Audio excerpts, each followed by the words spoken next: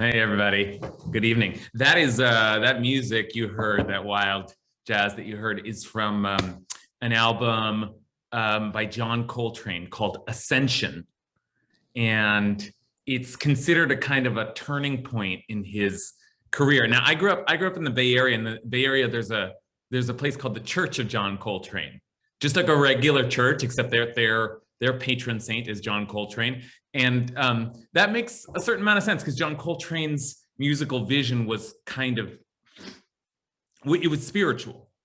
And by his own account, he was already a great musician, but he's just like struggling and had heroin addiction and was kind of going off the rails and had a kind of a spiritual awakening.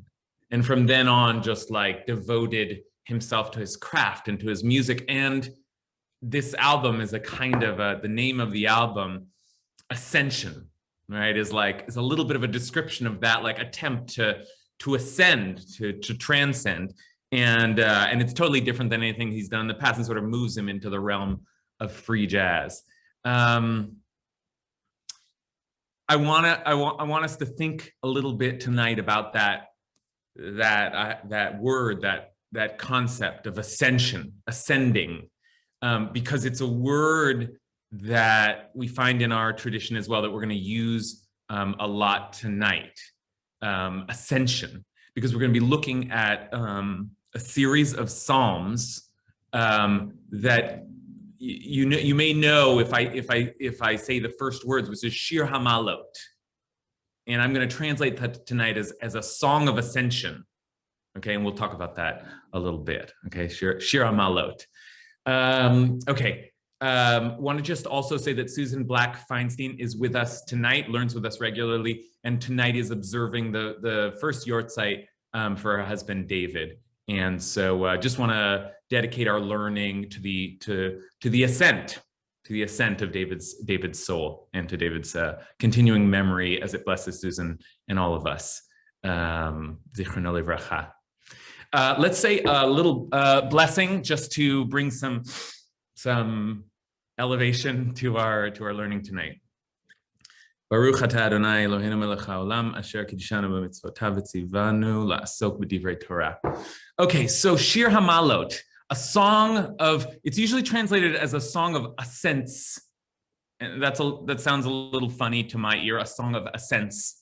You'll soon see why it's called that. It's not actually clear what Hamalot are, but let me give you a source sheet, and we'll start looking at it together. Hold on, I didn't prepare this. Sec.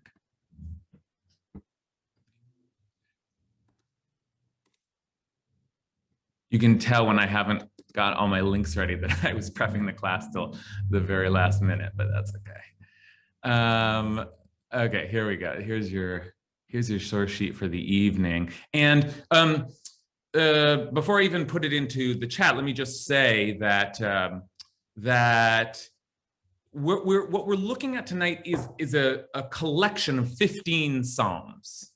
The book of Psalms, which really, we keep circling back to, because if we look at biblical poetry, that's the book of biblical poetry. 150 poems, but they're not just 1 through 150. There are sections. One thing I didn't realize until recently is that there are books. There are 5 books in the Psalms. It's divided, and then even within those books there are clear sections. Especially in the last book, there are we may be familiar with the Hallelujahs. A lot of the Psalms start with Hallelujah, but by the end it's like Hallelujah, Hallelujah, and we say 5 of those in a row during our morning prayers, right? So the book ends with a series of hallelujahs. Psalm 119, actually, just before the ones we're going to look at tonight, is a little bit of a section unto itself, because it's this incredible acrostic where there are I think there are 6 verses for every letter of the alphabet, right? And it's a massive, massive piece, massive kind of composition. It's like 22 Psalms in one. And then we hit Psalm 120, and we get this phrase that's going to kind of carry us through, that we're going to be looking at tonight, carry us through the next 15 Psalms. So here's a source sheet for the night. And we're not going to have time to look at them all. We'll look at some of the classics, but let's just first try to understand what are we talking about? Why are these psalms suddenly shir, which is our word for poem or psalm or song, shir hama'alot, a song of the ma'alot. Okay, so what are ma'alot? If you know Hebrew, you can hear the language of up, going up, raising up. Okay, so that's in there, but I'm gonna need screen sharing. You're gonna need to make me the co-host.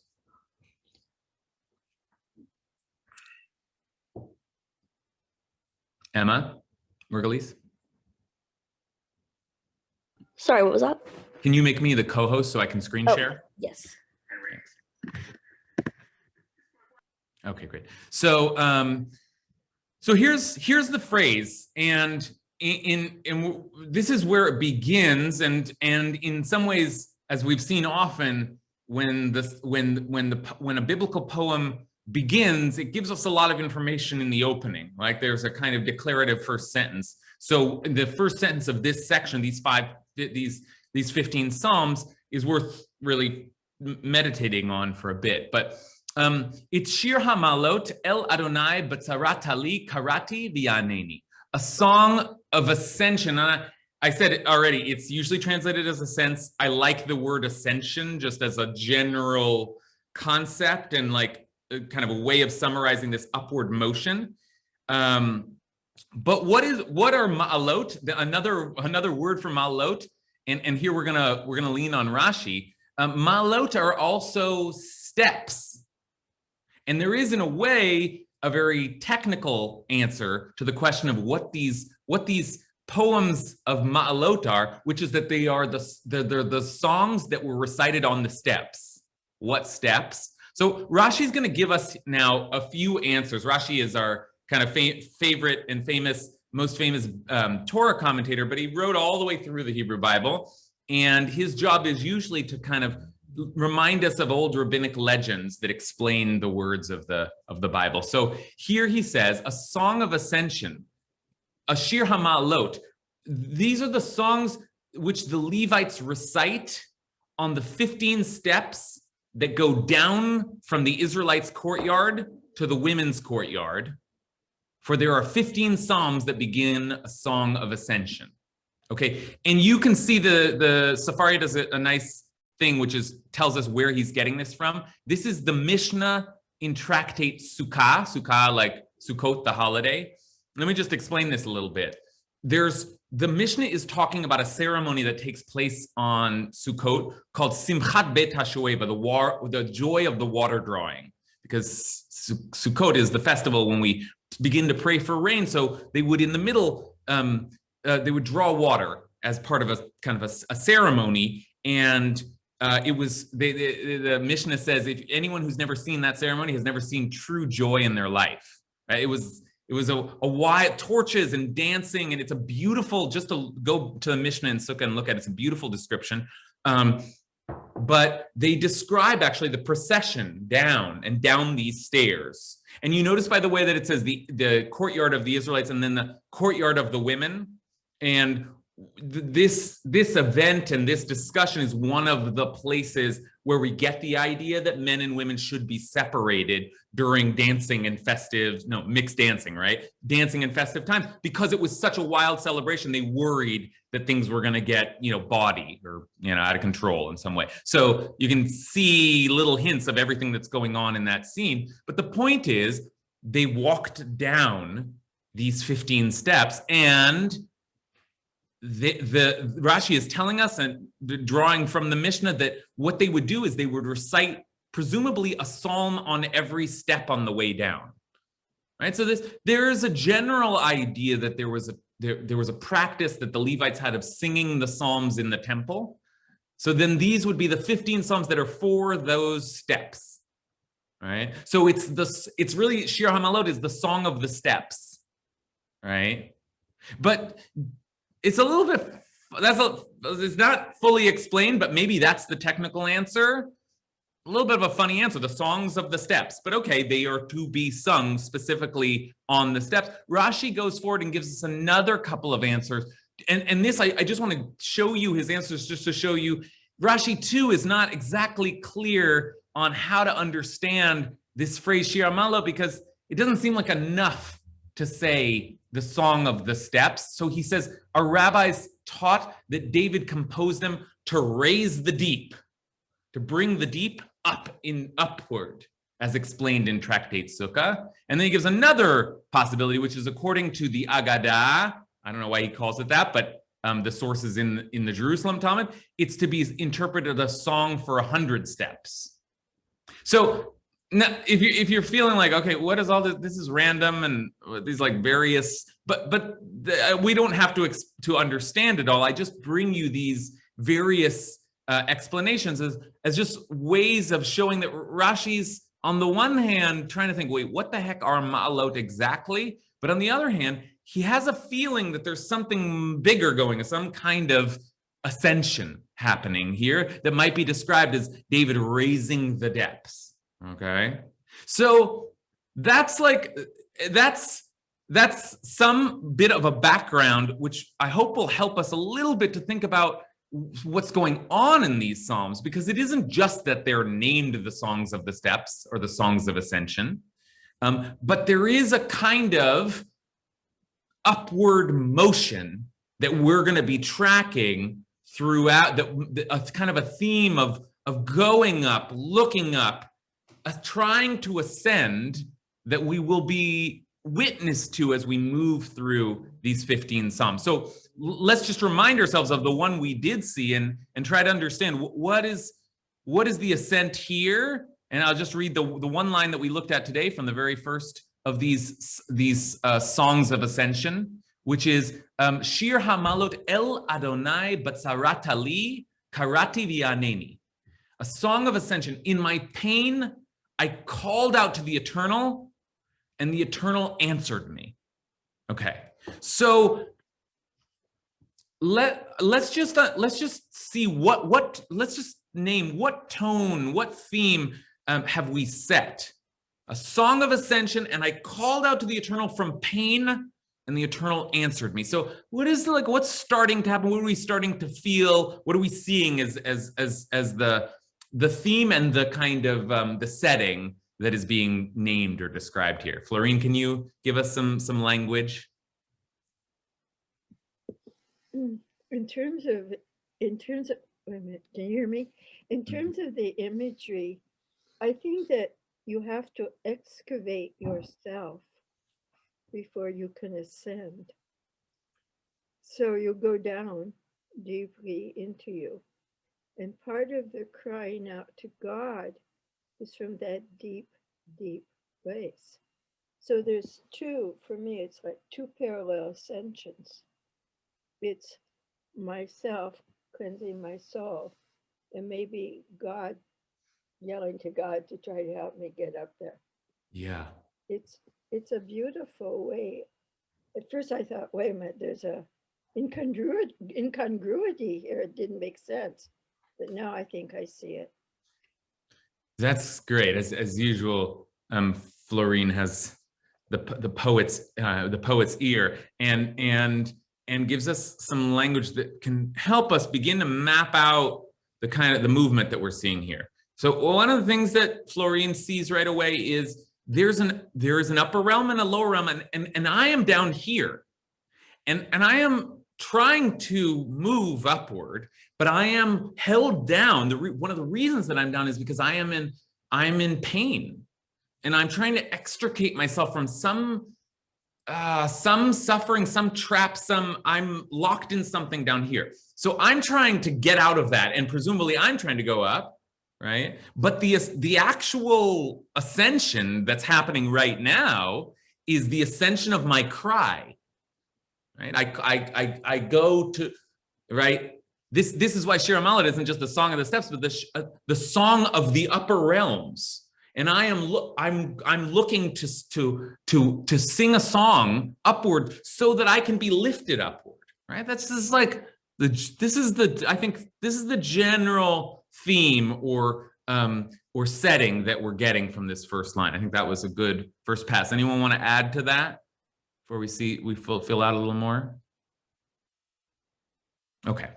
So let's now take a look. There are 15 of these and we can't cover them all, but the next one, Psalm 121, is like the classic. And it really, what Florine was already intuiting from one line, we're really going to see in its fullness in Psalm 121. And I should say that these Psalms are used. One of the reasons I wanted to study them tonight is they are used for very specific purpose, right? In times of calamity, of suffering, times like these, we often gather together and sing Shir Hamalot, songs to crying out to God.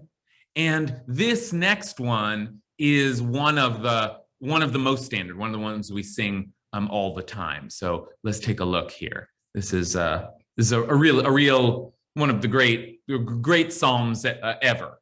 Psalm 121. A song of ascension. I lift my eyes to the mountains. From where will my help come? Shir lamalot, esa einai el heharim, me'ayin yavo ezri. My help comes from the eternal, maker of heaven and earth. Ezri mi'im Adonai, oseh shamayim va'aretz. Who will not let your foot give way, your guardian will not slumber. Al yiten lemot raglecha, va'al yanum shomrecha. Behold, the guardian of Israel neither slumbers nor sleeps. Hine lo yanum v'lo yishan shomer Yisrael. Adonai shomrecha, Adonai tzilcha al yad yeminecha. The eternal is your guardian. The eternal is your cover at your right hand. By day, the sun will not strike you, nor the moon by night. Yomam hashemesh lo yakeka v'yareach balayla. The eternal will guard you from all harm, will guard your life.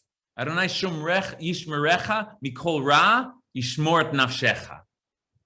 The eternal will guard your going and coming now and forever. Adonai yishmor tzeitcha uvoecha me'ata v'yad olam.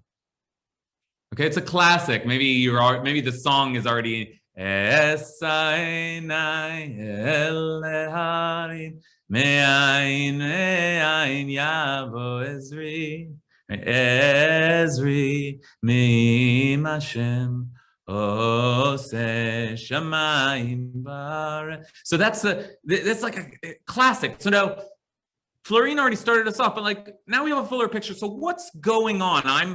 I'm lifting my eyes up to the mountains, right? And then I ask this question, right? And it's a funny question, right? Because there's immediately an answer, but there's a question that seems to be the real concern of the psalmist here. From where will my help come? Me'ayin yavo ezri.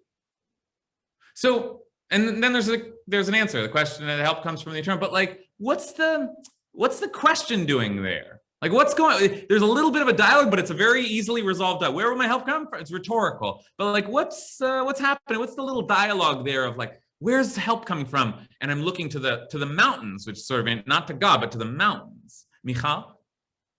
Well, I'm really looking at the rhythm of this poem, and it feels devotional. You know, there's a lot of repetition.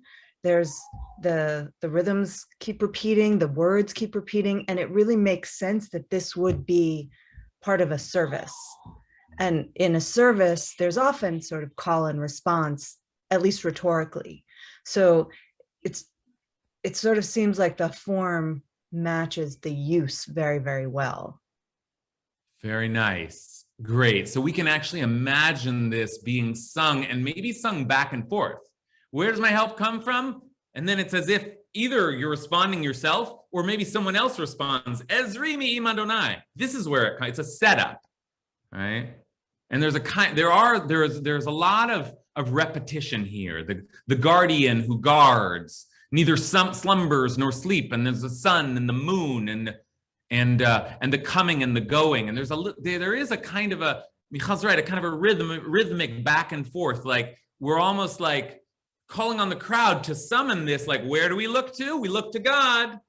That's where we look to. God is going to help us. God is going to. Now, remember, we started off by saying, I call out to God from a place of pain, and God answers. God answers. Okay, so where does our help come from? We've done it already once now. Our help comes from God. God guards. God looks over us. God is always watching. God never sleeps. God's going to be there for us. Yes. Okay, we're in. Okay. Joel Katz. We don't hear you, Joel. Yeah, I'm curious about how that first verse is translated, because in this translation, the end of it is understood as a question. In other words, I turn my eyes to the mountains. Where is my help going to come from? Question mark. But I've seen translations where it's, I turn my eyes to the mountains and to where my help will come. From whence my help comes. Yeah. Right. That's possible. That is possible. The me'ayin is usually a question word. Okay.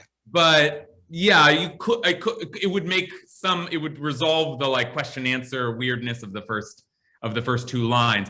By the way, Joel, having pointed us to the language in the first Psalm, I don't know what to do with this, but I want to point out that it's exceptional because, I don't know if anyone noticed this, but this is Shir Lamalot, which is really a song to, the Ascents, but there's instead of every other one, which is Shir Hamalot, Song of Ascension, this one is Shir Lamalot, so it's like a song to the upper realms, right?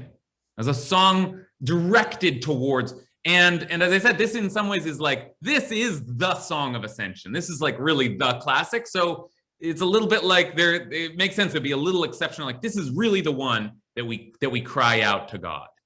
Anne, what's your take on this?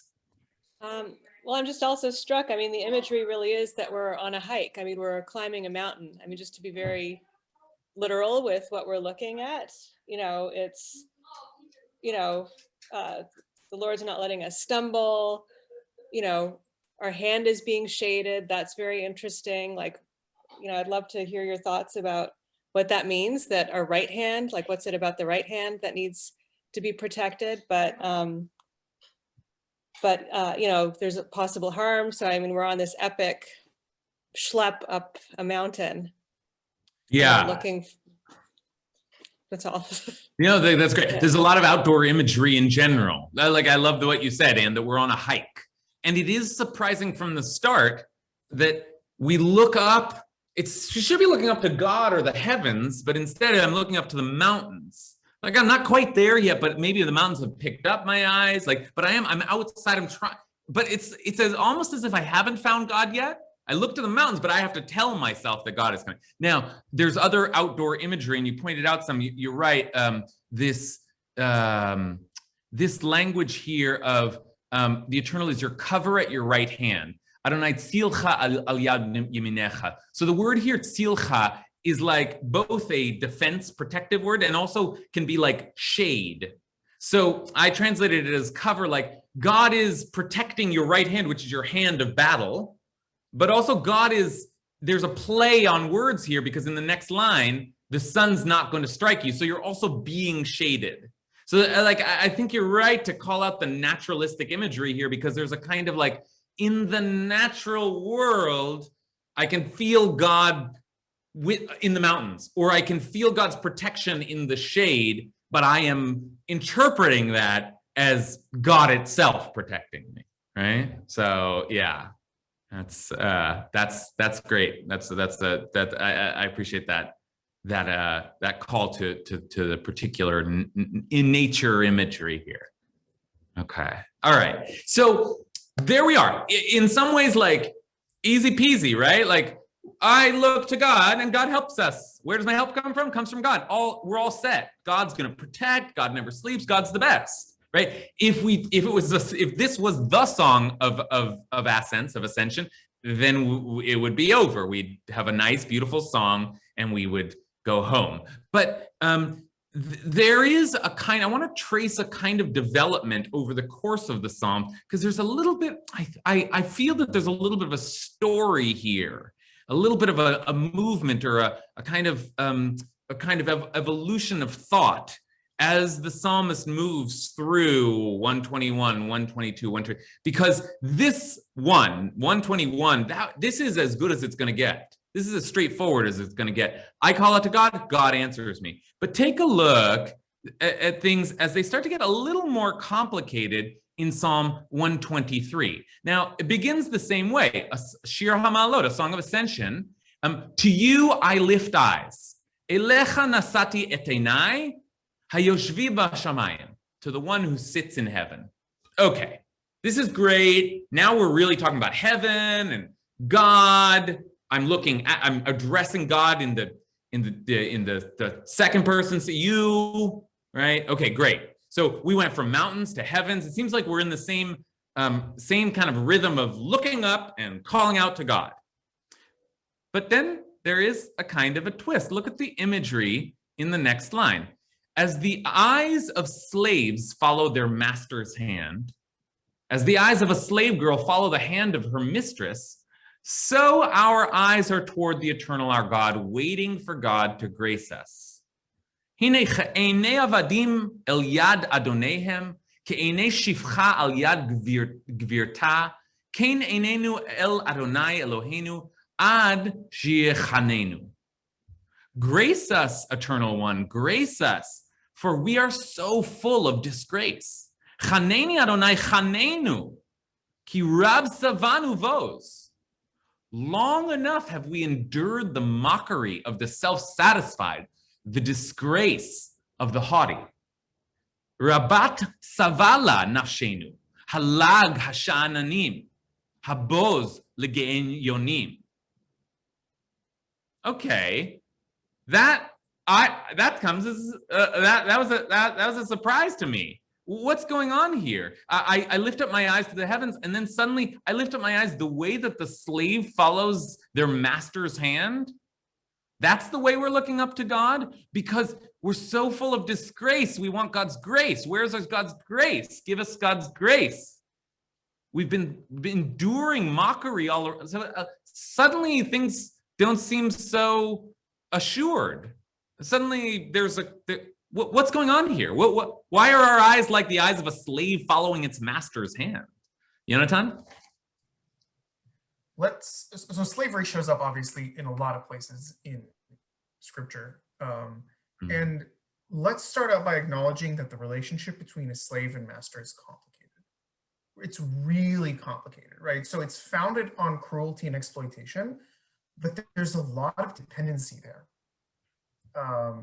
And the sort of interactions that a slave would have with a master in terms of like what you want to say versus what you can say, what you want to do versus what you can do, are so contradictory. And I think there's an acknowledgement here of saying like, I don't always think you're right, God. I don't always think this is fair. Like, this is not how I would have built the world. These are just the circumstances I'm in because you put me here. Great. Yeah, great. Okay. Yonatan, it said it exactly right. That's a complicated relationship. And there's a way in which it fits in here. Absolutely. It's dependent. I need your help. You are the master. You can help me. You can provide for me. I depend on you. I rely on you. We're borrowing all of that sense of like, same thing. I'm looking upwards. Please, please. You are my, but this is also the hand that could beat you. This is also the hand that could deny you. This is also, I'm not sure actually you're going to be good to me. Right? This is like, there's deep uncertainty, like, and even fear. Like maybe you're not going to treat me well. All right. So things have already gotten quite complicated. Payam? Yeah, I was going to say similar. If we go back to the first poem, I think he comes to the realization that, I mean, like the question of the first poem is, why does he ask God, right? And one of the answers is because God isn't only the person who can help him, but also the person who's created the doom or his trouble. You know, it's the dual nature of God. So then the second one, when you talk about a slave-master relationship, is the same kind of relationship, that the person is both your salvation and your defeat or your doom. Yeah. That's, thanks for reminding us of that. Oseh shamayim va'aretz. I turn to God who made the heavens and the earth. That's a wonderful thing, that God has all power. And yet Payam notes that it's like, yeah, and so God's in charge of all of this, including my suffering. God made my constraints. God is all powerful, and therefore if I'm suffering, it's a little like the question stands like, yeah, I need your help, but also, you know, what are you doing up there? Right? Let's just make it worse, okay? Because 123 kind of introduces this strange imagery. It's not just all happy reaching, God's going to save me. Then 124 picks right up on that, and I want us to just, things get very intense very quickly. Let's take a look at 124, and then we'll continue to analyze from the crowd.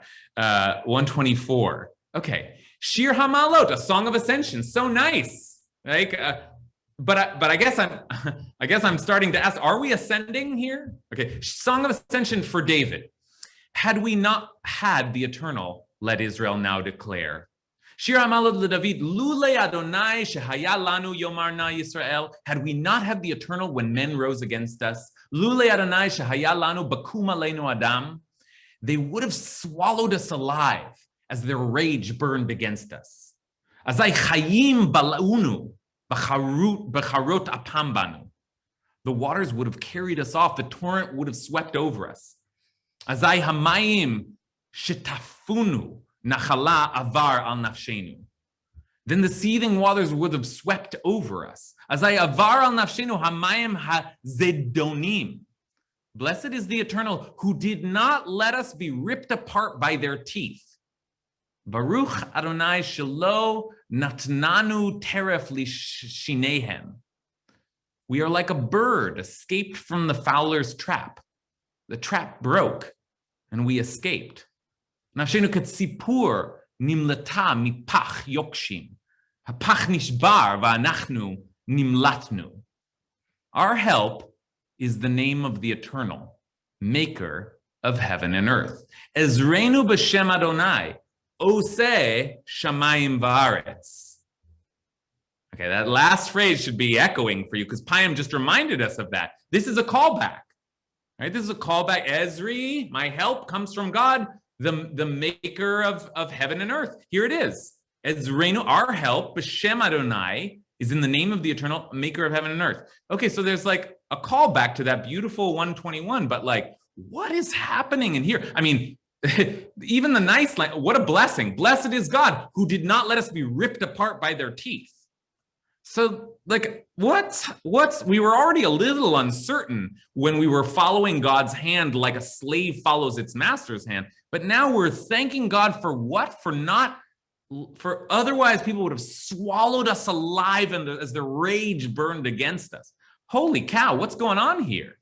What's going on here? Okay, Liz Fields. We said at the outset that these were going to be songs of hallelujah, you know, lots of hallelujahs. My expectation was gratitude and thanks.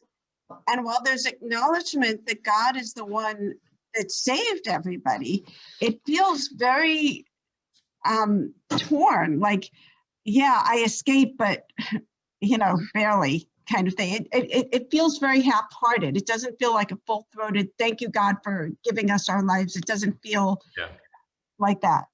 Yeah, okay, great. You're exactly right, seeing the tension here. And I probably misled you. I probably didn't speak clearly, but the hallelujahs are a different section of Psalms, and that are much more kind of full-throatedly ecstatic.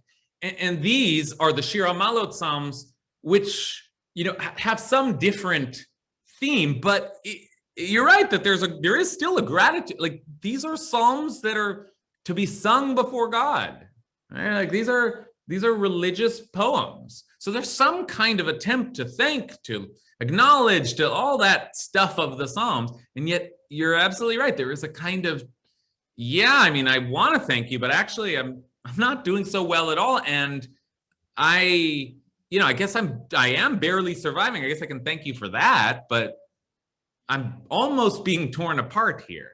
And remember, the first thing that the Shir Amalot poem said is, I'm calling out to you from pain.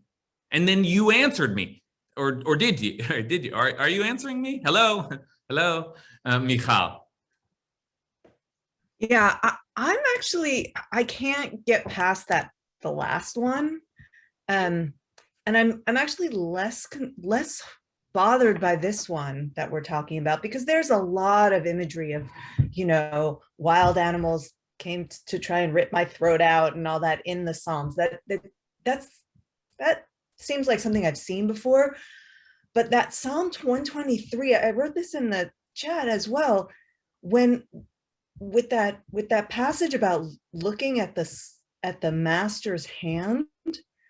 So I had the same impulse that I think a lot of people had, which is that's the hand that strikes you, right? But then when you go on in the Psalm, it seems really clear that this is a perspective. This is the voice of someone who is at least sympathetic to the enslaver, meaning what's being focused on here is the grace that the enslaver can, bestow on the enslaved. And I cannot get past that, for one thing, because it's so far into the way we think about the experience of slavery, where we really try and put ourselves into the position of the enslaved, but also the Bible puts itself into the position of the enslaved so often, so that this seems really incongruous and extremely troubling. Indeed. And I don't know what to do with it. Indeed. Extremely troubling. And all I'll say, just to tag a little bit onto Michal's very well articulated concern here, is that, remember, we're talking about ascension, which means there's a great distance. There's we're calling out to God, but God is way up there. Actually, I look to the mountains. That's as far as my eyes go, but that's actually not God. God's way, way up there. And so there is an incredible power imbalance. There is incredible distance, an incredible feeling of distance. The point of these Psalms is to bridge that distance. But is it happening? And as I reach for something unreachable, do I not feel like, who knows what's up there? I'm like, how, the hand that might strike me, right? So the concern is well founded indeed. Okay, let's take a couple more. We're in the kind of the pit here. So let's just take a couple of more kind of like stirrings of the pit before we try to move to some better understanding. Let's see, Emil Stern. There's like a little tiny stirring of hope in this one, because it's like, at least we were saved. Like, it goes from being like totally abject, like slave waiting on the grace of the master, to like a sort of near miss situation. Like it says, like, men rose against us, they would have swallowed us alive. Like it's already in the rearview mirror. Like we experienced like something awful, but at least we're out of, the most like debased kind of 0 point that all these other ones seem to describe. Yeah. Even if there's an element of happenstance, it's like the trap broke and we escaped, that's a relief, but it still has that feeling of like total like trembling that I think I get a lot with Psalms, just like being very, very close, like the skin is very thin, everything is either like disaster or triumph. Yeah, thank you for that. Emil's got a very nuanced read there, because let's not get carried away and say, oh, look at the psalmist just thinks God is punishing them. They don't, it is in the rear view mirror. Had I not, I would have been there. This is gratitude. It's, as Emil said, there's a kind of trembling after the fact, but all of these horrible descriptions are the things that didn't happen to us. Right? The waters would have carried us on. The Eternal did not let us be ripped apart by their teeth.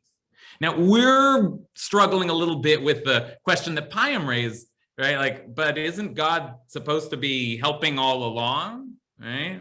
And we've got the echo of that image of God being the master's hand, right? That Michal is so troubled by. So it's dark, but Emil is right too, that there is a kind of, but we are getting through it. We are. And one wonders, is the psalmist like trying to convince us, or does the psalmist feel this really? Right? Kathy? Yeah, I was gonna, the slave images, I wanted to go back to that. And I guess this is partly a question as well, but anyway, is that, okay, so it's very troubling to us that we have this, looking at ourselves as slaves, or the eyes of slaves looking to the master, that sort of thing. But as I remember it, really, a lot of the imagery is between being slaves in Egypt and then becoming servants of God. That's the transition. And I seem to remember that actually it's the same word. I mean, it sounds better in English that we were slaves and then we become servants of God, but actually I think it's the same word. And so if we translate, so if we want to make things look bad, we translate it as slaves. If we want to make it, servant. But if we said we are now the slaves of God, that's literally what we're saying, right? Yeah. And so, yeah, I don't know if that makes it any better, but I just find it kind of like the translation kind of gets us out of some of the. Yeah. I think you're right, Kathy. And what you're describing is there's a whole theological model here that we have to consider, because it may be the model that the Bible is working with, which is like, we were slaves, and as Bob Dylan said, you got to serve somebody, right? Like, in that ancient violent world, it was all about who was your protector. So you could be captured by one people, or you could be enslaved to one, but you could be dominated by one master. And hopefully you would move to another place and be dominated by another master, or maybe just the great, patriarch of your tribe would wield power over. It's just all about these power structures. And so says the Torah, you're not going to be slaves to Pharaoh anymore. You're going to be slaves to me. Now, of course, we don't like that language. The whole institution of slavery is awful, but there's a kind of if you serve me, you will not have to serve anyone else. Mm-hmm. To be under God's power is to be free of all human power, right? Adam tried to kamu aleinu, right? But we were protected because we have a more powerful master. Now, again, it's uncomfortable for us to give any kind of positive spin on slavery, but in a world where it was an absolute norm, and in a narrative where it was the founding story, maybe the one way of thinking about this is, I want to turn all of my agency over to God, because God, after all, is the creator of heaven and earth. If I'm God's slave, I'll be safe, right? I'll be protected by, you got to find someone to protect you in this crazy world, right? Yeah, there's a lot there in what Kathy's saying, and we'll just kind of leave it hanging for now. Okay, I want to take one more comment and then move a little bit further into one of the most beautiful of the Shir HaMa'alot Psalms. Alexandra?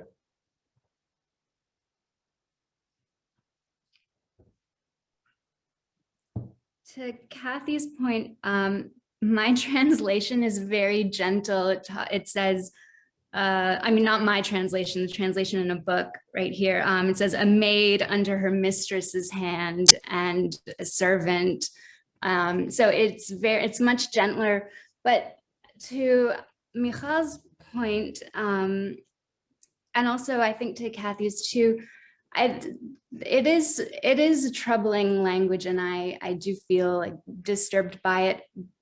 But what comforts me is sort of thinking about like what was the original purpose of these Psalms, and is it possible to know that? And like, I'm wondering, because and I mention this each time we talk about Psalms, but I love it so much, and it's like been so magical, this list of how the ancient Babylonians mystically used Psalms, which I'm so happy to share with anyone who'd like it. But 123 is specifically for a slave who ran away.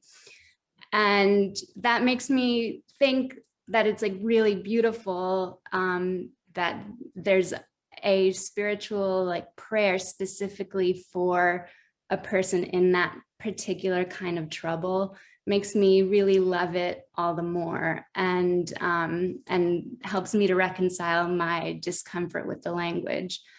Yeah. Right. I mean, and like, it isn't just a slave that in some situation ran away, but remember, we are all, right? We all have to see ourselves ki'ilu yatsa mitzrayim. Like, that's our passive, as if I myself left the land of Egypt. That's the primary, in some ways, consciousness, religious consciousness of our whole tradition. We left this, and now, like, what lies on the other side of the Red Sea? What's out there? And how will I'm on the run now. I'm a former slave. And that's the world I know, that's the power structure I know, that's the imagery I use, right? So, okay. Now, speaking of imagery, I want to now give you one of the most beautiful images or lines to come forth from the Psalms. I was wondering whether I would have time to do Psalm 126. I don't. We're going to skip it, but I wanted to include it's on our sheet, because if I say Shir Hamalot, right? What do you think of? Some of you will start singing Shir Hamalot B'Shu, and that is actually one of the songs. The Songs of Ascension is Psalm 126, which speaks of being captured away, taken away from Zion, and coming. These famous lines. We say this on holidays and Shabbat before we before we make a blessing after we've eaten a meal. And it has these great lines like, those who sow in tears shall reap with joy. So we don't have time for that today. I want to just tell you that in this kind of sweep that we're doing, right there in the middle of it is one of the Psalms we say most frequently. So when you go and sing it again, think of it next time in the context of this kind of larger movement seeking ascension that we've been tracing. But let's now move ourselves to, as I said, one of the most beautiful expressions in Shir Hamalot. This also is often set to music, but we'll just read it. A song of ascension. From the depths I call you, Eternal One. Shir Hamalot mimama kim karaticha Adonai. From the depths. O Lord, listen to my cry. Let your ears be attentive to my plea for mercy. Adonai shim'a b'koli. Tiena oznecha kashuvot l'kol tachanunai. If you keep account of sins, O Lord, who will survive? Im avonot tishmor ya, Adonai mi yamod. I think this is a typo here. I should never interrupt myself. If you keep account of sins, O Lord, who will survive? Ima avonot tishmor ya, Adonai mi yamod. Yours is the power to forgive, so that you may be held in awe. Ki imcha haslicha leman tivarei.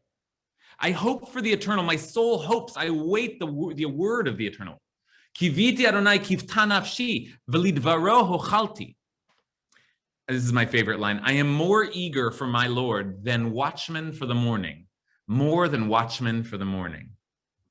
Nafshi l'Adonai mishomrim laboker. Shomrim laboker. O Israel, wait for the eternal. For with the eternal is loving kindness and great power to redeem. Yachel Yisrael el Adonai ki im Adonai achesed v'harbe imo fedut. The one who will redeem Israel from all their sins. V'hu yivdei et Yisrael mikol avonotav.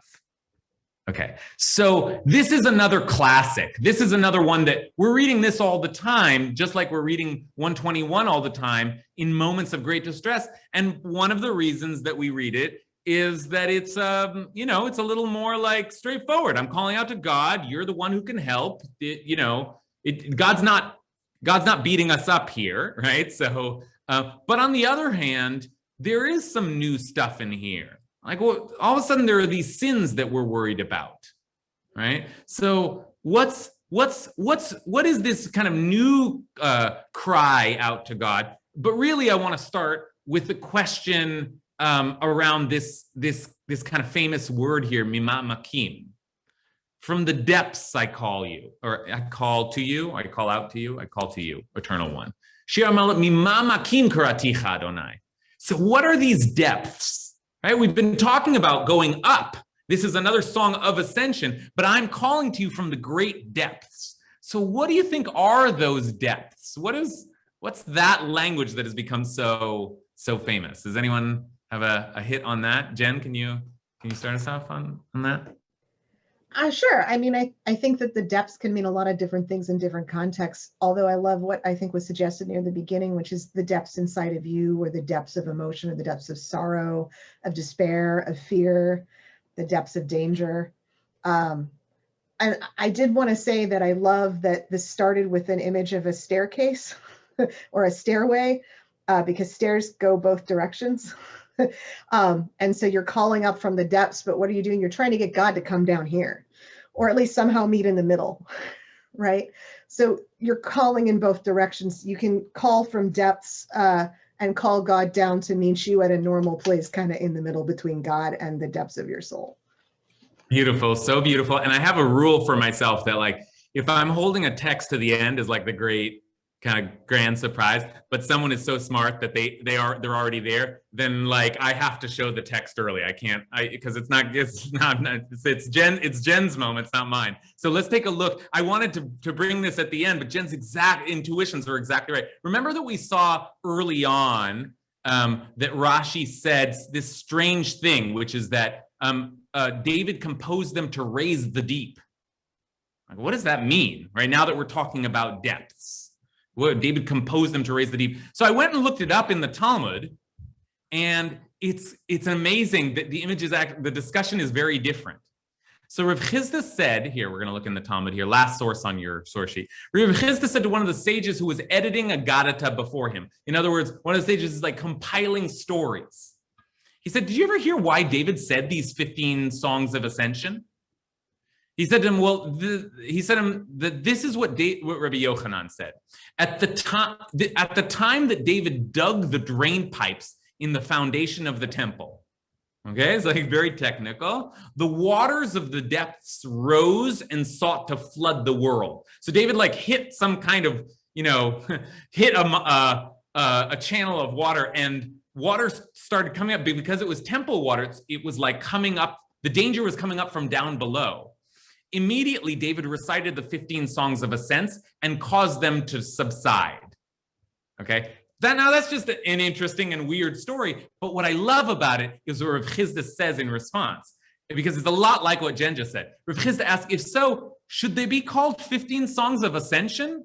They should have been called songs of descent. Yordot meboile. Right? Now, as a kind of like as an image, as a story, as a reference point, there's a lot to kind of dig into there, and we don't have time. But I brought it because I think because of what Jen said, which is that there is a Rav Chisda can feel there's a kind of a tension here. Are we going up or down? And are we calling for us to go up or for God to come down? Where is the force here? Where are the right? Are these songs of? Because remember what we originally learned, which is it's the songs that they would say when they would come down the steps. Right? So is it a song of ascents or descents? And I think that just as a question is a beautiful way to kind of a beautiful question to like sort of leave with. Like, are we talking about going up or are we talking about bringing something down? Right? Like, what's the directionality here of these psalms? Okay, let's see. I just want to take anyone who hasn't spoken yet. Rachel McKay-Steele. So I think this could just be from like, I was talking to someone earlier about the idea of like oceans of emotions. And so from the second I hear the word deep or call out or depths, I just think of water. And yeah, so I feel like, and around this time with like Passover and the Red Sea and just, I don't know, it's to me, there's just something very like, that there's like the unnamed element of water. Like we get mountains and night and sun, but there's something, water is like very powerful. It can save you, but it can destroy. And I don't know, there's just something to me there that's like, I was thinking about tashlish and like casting sins into the water and like I don't totally have like a fully formed thought on that. I like what you're doing. I don't think it needs to be fully formed because there is a kind of, we just said there's tension between going up and down, what's the directionality, but there's also, Anne said early on, there's a lot of kind of nature language here. I looked up to the mountains, but it's like, it's also true that the down has physical description. I'm in the valley, right? I'm in the low, and the Valleys are dangers. created by, there's no longer water, but it's glacial. It's the remnants of a glacier. And you asked MC Escher whether stairs are going up or down. He's gonna be like, they're going sideways and zigzags. So, to me, I feel like you go up and down stairs at different points at different times. So to me, it's, you ascend to go down, you climb a mountain, Yeah. And there are great forces below also, right? Like that's what that piece of Talmud is saying is like, there are great powers above I'm looking to, but then on the other hand, what's rumbling underneath me, right? Like I'm just this fragile being on the surface. Okay, let's, one last comment from Shep. So I'm not positive that these are connected, and it might be a little bit of a twist in the argument, but the 15 of these may actually be a reflection of our relationship with God. 15, of course, stands for Yud He, which is a shortened form of God's name. And there's an arc here that goes up and down. But if you look at the last few of these Psalms that I don't think are on the page, they're actually very positive and connected to God. So if we're starting in the bottom by crying out, along the way, we're going to go up, we're going to feel punished, we're going to feel down at 130, but by the end of the process, you're feeling connected regardless of where you are on the steps. Okay, beautiful. And that sets me up nicely for, you're absolutely right, Shep, that like the first 10 of these Psalms is like struggling with something. And you're right, by the end, there's a little bit of uplift. And I think that something critical happens in the next Psalm, in Psalm 131, which is the one that we're going to leave off. And it's a very short one. So let's just take a look here. This is my favorite of the Shir HaMalot Psalms. So after all of that calling, and got to the point where I was calling out from the very depths of my soul, then all of a sudden, I get this Psalm. Shir HaMalot, a Song of Ascension for David. Eternal One, my heart is not proud, nor are my eyes raised. I do not aspire to great things or wonders beyond me. Shir HaMalot LeDavid, Adonai lo gava libi velo ramu einai, velo hilachti bigdolot uveniflaot mimeni. For I have taught myself to be content, to quiet my soul, like a weaned child upon its mother. Like a weaned child am I in my soul. Im lo shiviti v'domamti nafshi, kigamul alei imo, kigamul alai nafshi. O Israel, wait for the eternal, now and forever. Yachel Yisrael el Adonai, me'ata ve'ad olam. So, okay, there's something very surprising here. I hope some of you notice. Like, what is surprising in this first line here, given everything that we've been talking about so far? Anyone? What is up with nor are my eyes raised? My eyes are not raised. Now, my heart is not proud, but nor are my eyes, I am not looking up. How can a Shir HaMalot not be looking up and not aspiring to great things or to wonders beyond me? Instead, I've taught myself to be content and quiet, like a baby who's just been weaned, who's just been nursed, who no longer needs its milk. Okay, so tell me. I mean, we're at the end. We only have like a minute or two left. But what suddenly changed here? Like, what suddenly happened that all of a sudden I'm not looking up anymore? Okay, we'll start with Liz. Not a dependent relationship. And so rather than looking up, it's more of an equal. When a child has been weaned, it's no longer critically dependent on being fed. So it's about getting the sustenance and sharing. It's a two-way relationship now. It's not just up, it's up and down. Yeah, look, I've been calling out to God. I've been calling out. God's so powerful. God's going to strike me down with his master's hand. And all of a sudden, I am independent now of my mother. I'm detached from my source. Like, I'm a little more, and I'm just going to actually, I'm tired of looking to God for my help, right? Could the psalm possibly be saying that? I'm done looking up. I'm just going to be here, content now. I think I saw a hand we hadn't seen before. Ellen Cleary. I was going to say the same thing. It's not in distress anymore. Yeah, shiviti vadomamti. I've kind of leveled myself out and gotten quiet. And goodness, I mean, after all of the Sturm and Drang of kind of trying to go up and trying to go down and trying to go up and trying to go down and trying to get God and trying to wail at God and trying to show God what's going on, all of a sudden it's just like, you know what? I've learned to be content, right? Now, where is God in all of this? Well, I don't know. The last line says that we'll wait for God now, the ad olam, and forever. And I can't help but wonder if there isn't a little bit like, yeah, of course, we're still praying to God, we're still looking up, we're still counting on God, as we've been saying all along. But you know, we're always going to be doing that. We're always going to be crying out to God. But you know, at a certain point, we're going to have to figure out how to be okay by ourselves down here, because God isn't always coming. And we don't know exactly when the master will grant us favor, right? So there is a kind of, there's a searching, and maybe this is what brings us to those last sorts of moments of up. Ironically, we actually begin to ascend when we stop trying, when we just get right with what is, right? That's a thought to take home with you. So we'll end there. Thanks, everybody. I'll see you next week, and we'll continue, I think, for our last couple of weeks of this class. I think we'll continue to explore the Psalms. There's a lot more to do here. Okay, good night, everyone. Good to see you.